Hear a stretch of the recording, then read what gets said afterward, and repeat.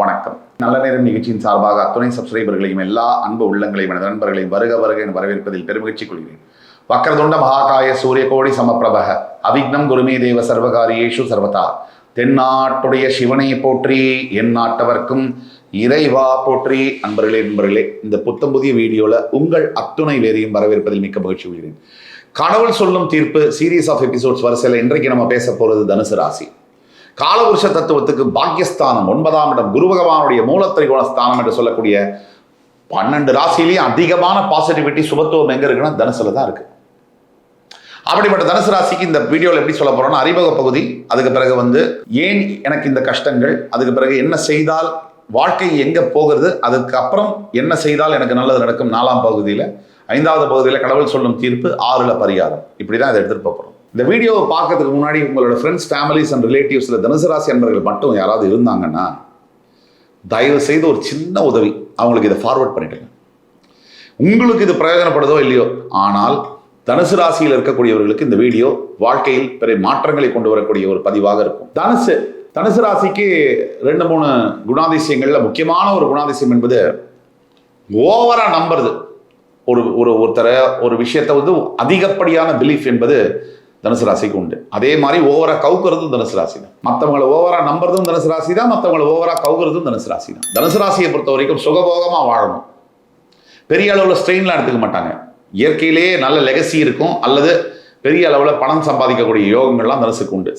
ஒரு சில பேர் வெகு சில பேர் காலம் முழுக்க வேலை செஞ்சு கஷ்டப்படக்கூடிய நிலைமையும் தனுசு ராசியில் உண்டு. ஆனால் பெரும்பாலும் 75% அந்த தனுசு ராசி நல்ல பிறப்பு, நல்ல குடும்பம், நல்ல பணக்கார வசதி, பாரு எல்லாமே இருக்கும், லக்ஸுரி எல்லாமே இருக்கும். இதெல்லாம் இருந்தும் 1லேருந்து 100வது தனுசு ராசி நேயர்கள் வரைக்கும் முக்கியமான குணாதிசயம் நம்ம கவனிக்க வேண்டியது என்னன்னா, என்னப்பா வேணும் கடவுள் கேட்பாரு, எனக்கு ஒரு வீடு வேணும். எத்தனை? 5 கோடியில், ரைட், இந்த வச்சு. என்னப்பா வேணும் கடவுள் கேட்பாரு, உனக்கு ஒரு 3 குழந்தைங்க, 2 ஆண் குழந்தை, ஒரு பெண் குழந்தை. நீ நினைச்ச மாதிரியே அழகான ஆண் குழந்தை, அழகான பெண் குழந்தை, அறிவான குழந்தைகளை கொடுக்குறேன், ரைட்டு வச்சுப்பாங்க. என்னப்பா வேணும்? ஒன்றும் இல்லை, BMW X7 கார் மட்டும்தான் வேணும், அதுவும் இந்தா வச்சுக்கோ. என்னப்பா வேணும்? இதெல்லாம் இருந்துச்சு. ஒரு பதவி இல்லையே, அந்த பதவி இந்தா வச்சுக்கோ. இப்படின்னு கடவுள் கொடுத்தாலும் பதவிக்கு போகிற ரோட்டில், கார் போகிற ரோட்டில், என்னடா ரோட்டில் இந்த இடத்துல குண்டு குழியுமா இருக்குது, கடவுளை இந்த வாழ்க்கையை பிடிக்கலம்பாங்க. இதுதான் தனுசு ராசி. ஸோ 99 விஷயம் கிடைச்சாலும் அவங்களுக்கு கிடைக்காத ஒரு விஷயத்தை நினச்சி மனசை நொந்து போய் மற்றவங்களையும் கடவுளையும் பழிக்கக்கூடிய நிலைமை 100% இருக்கும் தனுசு ராசிக்கு. நம்ம வாழக்கூடிய இதே பூமியில் கிட்டத்தட்ட 1 கோடி பேர் ராத்திரி சாப்பாடு இல்லாமல் படுகிறாங்க. இது தெரியுமா தனுசு ராசி நேயர்களுக்கு? இதே ஊரில் பாவாடை தாவணி கூட வச்சு உடம்ப மறைக்க முடியாமல் பெண்கள் பிளாட்ஃபார்மில் தூங்குறாங்க லட்சக்கணக்கில். தெரியுமா தனுசு ராசிக்கு? இதெல்லாம் இருந்தும் கூட எல்லா வசதியும் கடவுள் கொடுத்தோம். 3 வேளை சாப்பாடு, அருமையான வீடு வாசல், நல்ல சொந்த பந்தங்கள், அழகு எல்லாம் கொடுத்துருந்தோம். தான் வாழ்க்கையும் நாசம் பண்ணி மற்றவங்க வாழ்க்கையும் நாசம் பண்ணக்கூடிய சில வேலைகளில் சில தனுசு ராசி அன்பர்கள் ஈடுபடுறாங்க. பொதுவில் தனுசு ராசி நல்ல எண்ணங்கள், தெய்வ பக்தியெல்லாம் இருந்தோம். கோமாளி அப்படின்னா அது தனுசு ராசியை தான் சொல்லணும். தானும் கோமாளியாகி மற்றவங்களையும் கோமாளி ஆக்கக்கூடிய தன்மை தனுசு ராசிக்கு இருக்கு. இவ்வளவு இருந்தோம் தனுசு ராசிக்கு கடந்த ஒரு 3 வருஷம் அடின்னா அடி, இடி மேல இடி விழுந்தா மாதிரி அடி. எந்த தனுசு ராசியை வேணா நீங்க கேளுங்க, அது ஆண்கள், பெண்கள், குடும்ப தலைவர்கள், குடும்ப தலைவிகள், யாரை வேணா கேளுங்க. ஒரு சிலருக்கு வியாபாரத்தில் அப்படியே துண்டு ரோடில் போட்டு 8 நாள் 4 நாள் 50 பைசா ₹1 கலெக்ஷன் வாங்கலாங்கிற அளவுக்கு கோடிக்கணக்கில் வியாபாரம் பண்ண ஒரு ஆயுள். இன்னொரு பக்கம் குடும்ப தலைவன், குடும்ப தலைவி வேற பிரச்சனைகள், உறவு பிரச்சனைகள், ஃபேமிலி பிரச்சனைகளில் ஈடுபட்டு அடி சுக்குநூறாக உடஞ்சி போய் நிற்கிறதும் அதுவும் பார்க்குறோம். சரி, இதெல்லாம் நடக்குது. ஒரு சும்மா சாம்பிளுக்கு கடவுளே நேரில் அப்பா நான் தான் முருகன் வந்திருக்கேன், உனக்கு என்னப்பா குறை அப்படின்னா, யாரு முருகனா, உன் மேலே நம்பிக்கையில் போயிட்டு வாண்டுருவாங்க. இதுதான் தனுசு ராசி.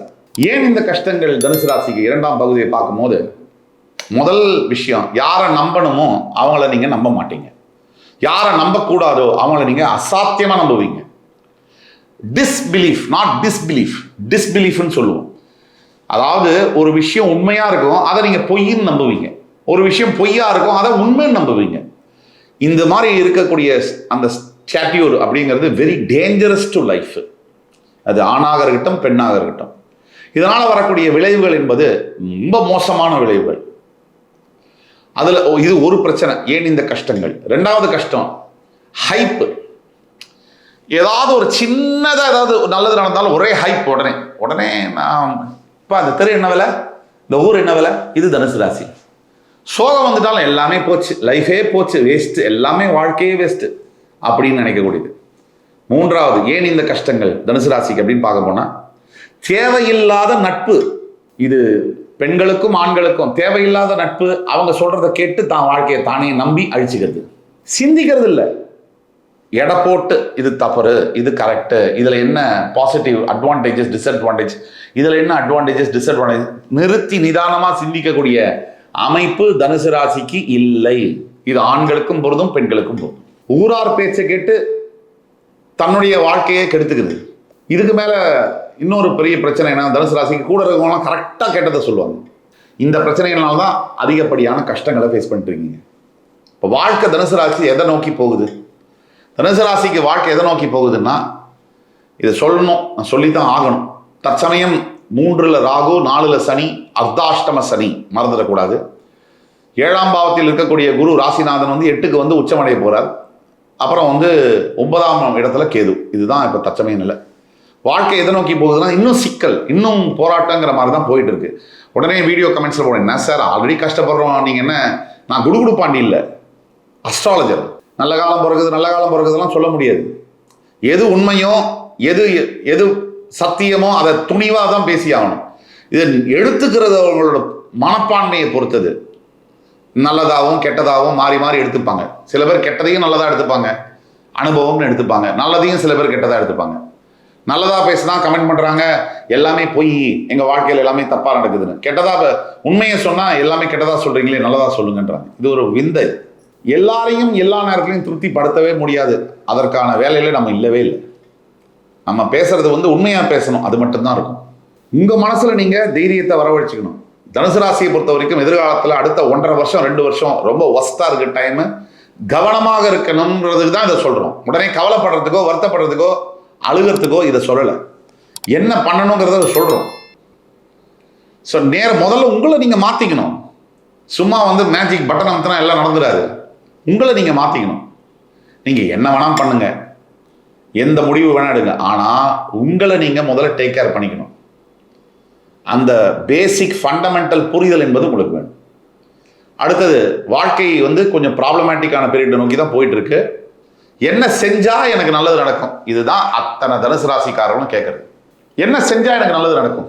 முதல்ல எனக்கு இப்படி ஆயிடுச்சு, எனக்கு இப்படி ஆயிடுச்சு, எனக்கு இப்படி ஆயிடுச்சு கவலைப்படுறதை நிறுத்துங்க. என்னமோ உலகத்தில் நீங்க மட்டும்தான் பிறந்திருக்கீங்க, மற்றவங்க எல்லாம் தேவையில்லாம பிறந்துட்டா மாதிரி நினைக்காதீங்க. உங்களுக்கும் பிரச்சனை இருக்கு, அது மதிக்கப்பட வேண்டும். மற்றவங்களுக்கும் பிரச்சனை இருக்கு. இந்த உலகம் உங்களுக்கானது மட்டுமல்ல. நான் கொஞ்சம் பேசுறது கடுமையா இருக்கலாம், ஆனா உண்மை. உங்களையே நீங்க யோசிச்சு கேட்டீங்கன்னா உண்மையை சொல்லுவாங்க. 2, என்ன செய்தால் நல்லது நடக்கும்? தனுசு ராசினியர்கள் அத்தனை பேரும் நிறைய ஆன்மீகத்தில் ஈடுபடணும். நட்பு வட்டாரத்தை கட் பண்ணணும். இந்த நேரம் கொடிய நேரம், 3ல் ராகு இருக்கும்போது நட்பு வட்டாரம் உங்களை காலி பண்ணிடும். நட்பு ஸ்தானத்திலேயே ராகு உட்கார்ந்துருக்காரு. கோச்சார ரீதியா உங்களை காலி பண்ணிடுவார் கும்பராகு. நட்பு தான் உங்களை கெடுக்கும். நட்பு தான், நட்புன்னு ஆரம்பிக்கிற எல்லாமே உங்களை கெடுக்கும். நீங்க காலியா கவனமா இருக்கணும். அதே சமயத்துல உடல் ஆரோக்கியம், அர்த்தாஷ்டம சனி, சுகஸ்தானத்துல சனி பகவான், அதுல ரொம்ப கவனமா இருக்கணும். இதெல்லாம் செஞ்சாதான் நல்லது நடக்கும். 4வது நீங்க செய்ய வேண்டியது, பாஸ்ட் லைஃபை விட்டுடுங்க. ப்ரெசன்ட் லைஃபை என்ன நல்லதை நினைக்க முடியும், என்ன நல்லதை பேச முடியும், எந்த நல்லதை செய்ய முடியும், ஃபியூச்சரை கடவுள்கிட்ட விட்டுருங்க. உங்களால இப்ப எதையுமே செய்ய முடியாது. நீங்க சூழ்நிலை கைதி. நீங்க கம்முன்னு செய்ய வேண்டியதை, இன்னைக்கு செய்ய வேண்டியதை செஞ்சு போயிட்டே இருக்கு. அதுக்கு அடுத்தது கடைசி பகுதி, கடவுள் சொல்லும் தீர்ப்பு என்ன?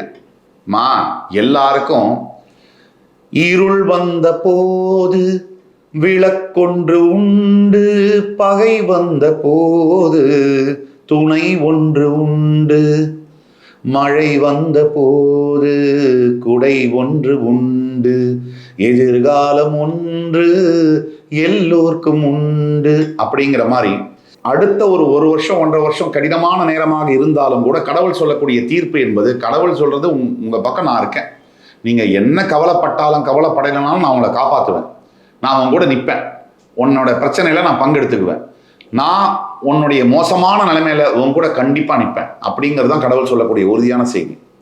ஏன்னா சனி பகவானும் மாறுவார், ராகுவும் மாறுவார், உங்களுக்கு நிறைய நல்ல விஷயங்கள், சொத்து வீடு வாசல் சேர்க்கக்கூடிய காலங்கள்லாம் இருக்குது. இன்னும் ஒரு வருஷத்துக்குள்ள அமைதி காக்க வேண்டும். திருப்பியும் சொல்கிறேன், எது நீங்கள் தப்புன்னு நினைக்கிறீங்களோ அது எல்லாமே உண்மையிலேயே சரி. எது நீங்கள் சரின்னு நினைக்கிறீங்களோ அது எல்லாமே உண்மையாகவே தப்பு. இந்த மாற்றி அமைச்சக்கூடிய இந்த சிந்தனையினால தான் அத்தனை பிரச்சனைகளையும் நீங்கள் பார்த்துட்டு இருக்கீங்க. பொறுத்தார் பூமி ஆழ்வார், இதுதான். அதனால் முடிவு உங்கள்கிட்ட விட்டுடுறேன். தனுசு ராசி நேயர்களுக்கான பரிகாரம் என்பது ஸ்ரீரங்கநாத பெருமாளை வழிபட வேண்டும். தவிர முக்கியமான பரிகாரம், அயோத்தியாவில் இருக்கக்கூடிய ராமனை தரிசிக்க முயன்றால் அது நல்லது. இல்லை தரிசனம் பண்ண முடியல அப்படின்னா ஒன்றும் கவலைப்பட வேண்டிய அவசியம் இல்லை. உங்களால் எல்லாத்தையும் ஜெயிக்க முடியும், எல்லாத்தையும் பண்ண முடியும். நீங்கள் ஒரே ஒரு விஷயம் முக்கியமாக செய்யணும். உங்கள் வீட்டு அருகாமையில் இருக்கக்கூடிய ராமபிரானுக்கு ஒரு வணக்கத்தை சொல்லிட்டு வீட்டில் சுந்தரகாண்டம் படிக்க ஆரம்பிங்க. எல்லா தனுசு ராசி நேயர்களுக்கும் நான் சொல்லக்கூடியது ஹைலி பவர்ஃபுல். சுந்தரகாண்டம் இன்னையிலேருந்து படிக்க ஆரம்பிங்க. டெய்லி விளக்கேற்றிட்டு சுந்தரகாண்டம் படிங்க. காலையிலையோ மாலையிலையோ ஒரு அதிகாரம் படிங்க. 48 நாள் சுந்தரகாண்டம் படித்து முடியும் போது ராமபிரானுடைய படம் வீட்டில் வாங்கி வச்சு அவருக்கு பானகம், நீர்மோர் மற்றும் தயிர் சாதம் நிவேதம் செய்து ஏழை ஜனங்களுக்கு கொடுக்க உங்களுடைய பிரச்சனைகள் காற்றுல கரையிற கற்பூரம் மாதிரி மறையும். என் அன்பிற்கினிய தனுசு ராசி நேயர்களே, இந்த வீடியோ உங்களுக்கு கண்டிப்பாக பிடிச்சிருக்கும்னு நம்புகிறேன். அடுத்து வரும் காணொலியில் மறுபடியும் உங்கள் எல்லோரையும் சந்திக்கும் வரை உங்களிடமிருந்து விடைபெறுவது உங்கள் சுபாஷ் பாலகிருஷ்ணன். நன்றி, வணக்கம், வாழ்க வளமுடன்.